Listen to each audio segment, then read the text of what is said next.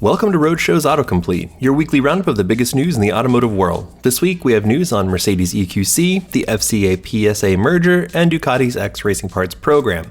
But first, let's start with Tesla's Acceleration Boost update. So you've got yourself a Model 3. You love it. It's a great car, but you wish it was just a little faster. Unlike an internal combustion engine-powered car, it's not so easy for you to modify it to make it faster. So what can you do? Well, now you can give the Big T another $2,000 of your money to push an over-the-air update to your car that will shave half a second off your 0 to 60 time. It'll go from 4.4 seconds to a claimed 3.9 seconds, which is cool, but since this is just a software update, it feels kind of lame to charge for it, especially since Tesla has been taking people's money for full self-driving for years, and still hasn't delivered on that one. Throw us a bone already. Well, they went and did it. Fiat Chrysler and the PSA Group made their merger official, which will officially make it the fourth largest automaker on this island Earth once all the paperwork is done. The make it official part mostly just means that both companies signed a binding agreement saying that they'll merge in a 50-50 partnership.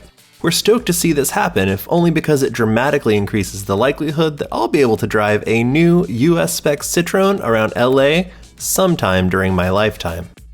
It looks like the makers of electric vehicles are in for a bit of disappointment, because it looks like the federal government has opted to not extend the federal EV tax credit program for another year.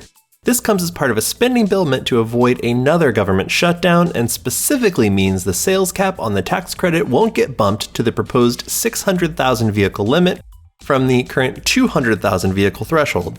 So if you've got to have a Bolt or a Model 3, looks like you're going to have to probably end up paying full freight on it.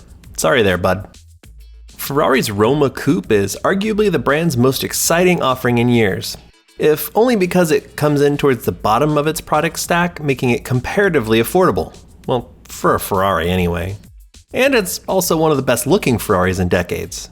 But as the folks from Maranello continue to roll out details on the Roma, it just gets better and better. Specifically, we now know that it'll weigh 440 pounds less than the Portofino, with which it shares around 30% of its components, and its aero tweaks mean that it's got 209 more pounds of downforce than the Portofino. This, coupled with its 611 horsepower turbocharged V8, means that we're all chomping at the bit around the office to see who drives it next year. Tesla's Autopilot is a cool system that suffers from crappy, kind of misleading branding and a somewhat ambitious feature set, which has led to problems with people not paying attention while using it in the US and finding themselves crashed.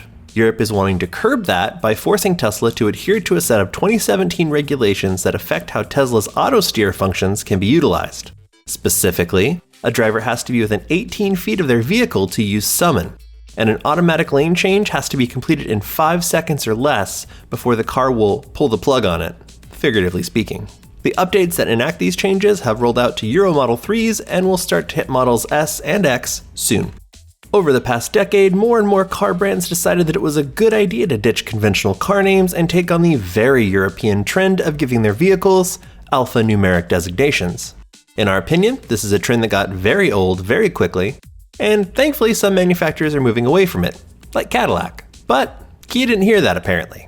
The word around the campfire is that it's contemplating moving to an alphanumeric model designation scheme in the US, and reps from the brand confirmed that those rumors are true. While nothing has been officially decided yet, we seriously hope that the brand doesn't decide to start calling the Optima the K5 here, or worse. Do you have a wildly unhealthy and totally unchecked motorcycle obsession? Do you also just have a bunch of money sitting around your house littering literally every horizontal surface in it? Well, then Ducati has just the thing for you. It's called the Ducati Memorabilia program, and it sells actual race-used MotoGP and Superbike parts mounted in very nice display cases to people just like yourself. Now, before you go getting any big ideas there, Johnny Racer, the parts are marked in such a way that makes them unusable on a motorcycle anymore.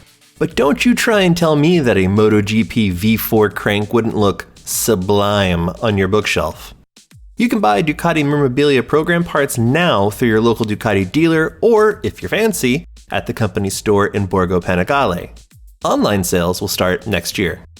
We've been looking forward to the production version of Mercedes-Benz EQC electric crossover since it was announced sometime back during the last Ice Age. We really enjoyed our drive in a prototype version of it last year and loved the way it looked when Mercedes showed off the production version of it this year.